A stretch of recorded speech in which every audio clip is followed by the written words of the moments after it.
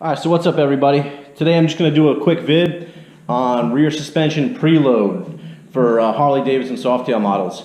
I just want to go over a few quick things and then I'm going to show you how to adjust your rear preload on the, this is it'll be for 2000 to 2005 models, but the principle works the same on all Softail models. As you can see, the swing arm is a little different from your standard dirt bike, Sportster, Dyna, street bike. It's this pendulum-shaped swing arm. That's to hide the struts that would be mounted from the top vertically from the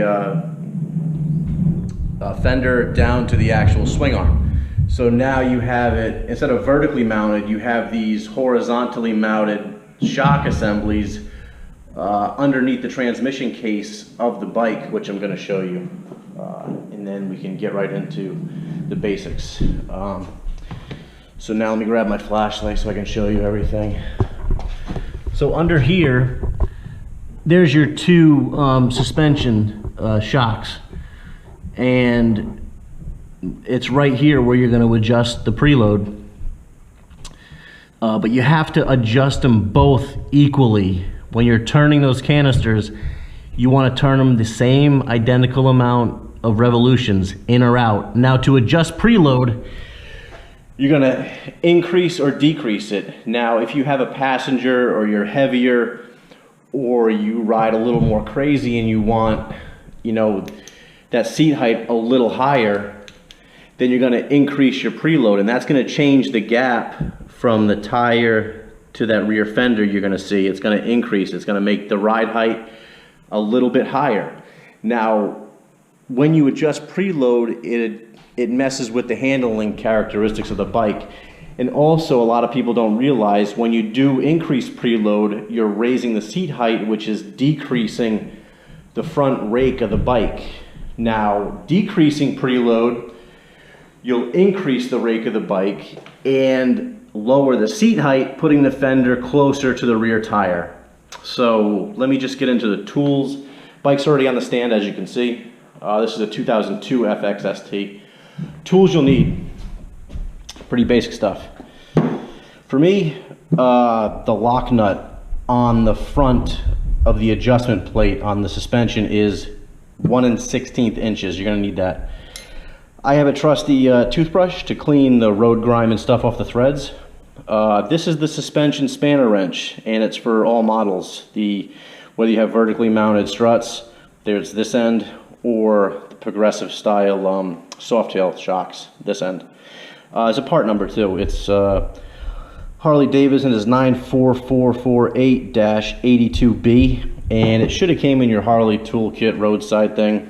And on the shaft on the front end of the bike that comes out of the actual suspension, which mounts to the frame, there's a machine portion which you can fit a 9/16 wrench around if that lock nut is on way too tight.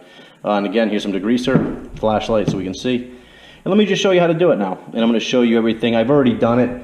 I can do it if you guys like, but it's very basic and it's a 10-minute procedure. So let's grab all our tools and I'm going to show you how to do everything. Oh, I missed one crucial tool. This guy, paint marker or a metallic Sharpie, so you can mark the amount of revolutions you're making. So let's take a look. Where you're going to mark is simple. There's a mark already on the front of the back end of the canister, right there, that white hash mark, and then I put a silver mark on the actual ram. And that's how you're going to count your revolutions. So on both of them, there's the silver mark that I put on the ram, and then there's the white hash mark on the canister itself. Now, there's your lock nut on the left side and on the right side. Now if you look closely on that threaded portion that the lock nut sits upon, there's a machined surface that fits a 9/16 wrench on both shafts. So that's how you're going to hold to loosen the lock nut. I'm just going to show you how to get it in there now. Alright guys, so basically it's pretty simple, self-explanatory, but I want you to see it firsthand. And now when I adjust this, I did 2 full turns out, and I'll show you the difference in the hash mark so you can see I adjusted it already. So 9/16 is going to go simply sneak it up in between the frame where the actual shaft of the suspension goes through, and it goes on pretty easy, and you still have room for the 1 16th inch. It's very easy. Oh, I'm losing light, so let me fix that problem first. All right, guys. So now, loosening counterclockwise is you're gonna pull, the way the wrench is, I'm gonna hold the 9 16ths, and this 1 16th inch, I'm gonna bust it loose. And that was easily done. So, as you can see, it's free. So now we just want to tighten it back up. But just for, you know, demonstration purposes, let me show you where the spanner goes. And you can take that lock nut and back it out as far as you can, counterclockwise, guys. So when you're getting ready to adjust, you're going to put your spanner, you'll see there's 4 holes on the front plate of this canister. You fit your wrench up inside and grab whatever 2 holes you can, and you're going to go to increase preload. You're going to turn this canister counterclockwise. So the way the wrench is set, I'm going to be pulling. And make sure you count your number of revolutions, guys. It's got to be equal on both canisters.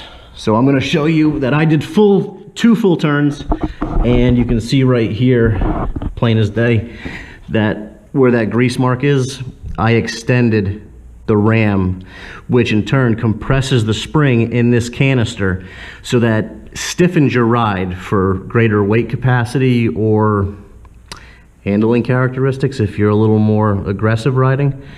So as you can see where my hash mark was, that ram extended. So I'm already done with it, guys. I'm just gonna lock it down and call it a demonstration. And I'm gonna, you know, we'll do a vid on handling characteristics soon too. I gotta find a spot that is quiet, to say the least. So we'll do that. But you guys see how to do it. You see the tools you need. It's very simple.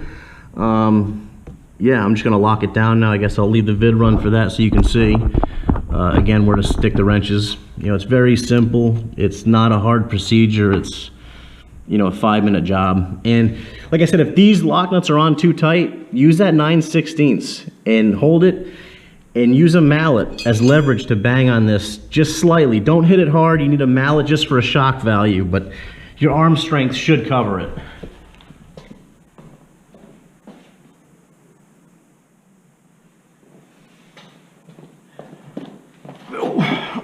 All right, guys, I'm gonna lock it down now and call it a day so I can test this, see how it rides like this now. All right, so 9 16ths, again, goes on the machine portion of this shaft that bolts through the frame. It fits right on there, and let me just make sure this is finger tight before I start wrenching. And on the lock nut, 1 16ths, or 1 16th inches. Just don't know what I'm talking about. I keep saying it wrong every time I try to say it.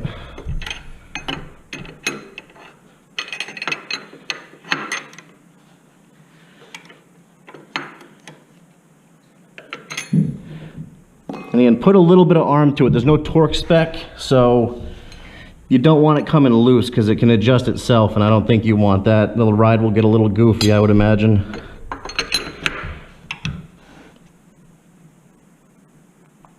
All right, that's good enough for me. And I'll just come over here and check the hash marks, make sure it didn't move the canister. Nope, and we're good. Let's lock down this one. I'm gonna loosen it just to make sure there's no, nothing in the threads that would have cross-threaded or damaged the, you know, threads where I would have a problem later on if I want to adjust it again. So let me sneak this wrench in and we'll be good. If I can figure out how to do that, which I can't. Oh, goodness. Okay, so counterclockwise, guys, to loosen this.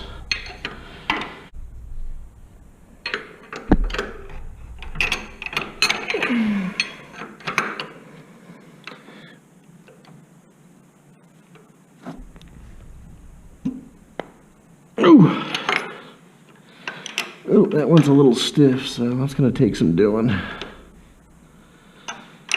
All right, let me get on the other side, get a bite. And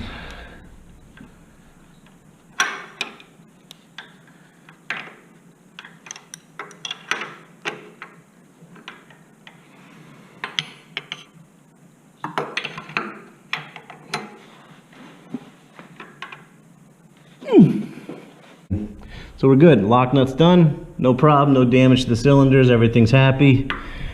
For underneath work, we got the 9/16, or the 1/16, excuse me. 9/16, and your spanner. And that's it, guys.